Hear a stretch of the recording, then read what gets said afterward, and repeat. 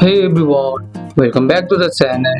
In today's video, I will show you how to save your video as an MP4 file using the Filmora mobile app. Let's get started. First, open the Filmora app on your phone and make sure you are logged into your account.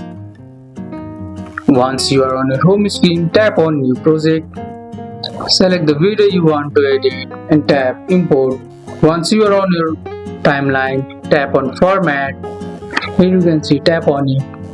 By default, Filmora usually export video as MP4, but you can double check to be sure.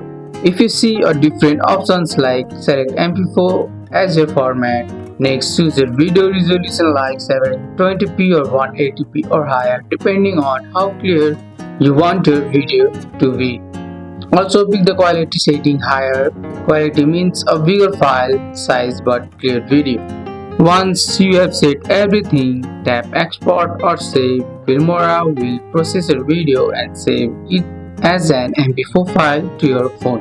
After exporting, go to your Photos app or Files app on your iPhone and find your video. And that's it. Saving your video as MP4 in Filmora mobile on your phone is super simple and fast. That's all for today's video guys. I hope you guys like this video.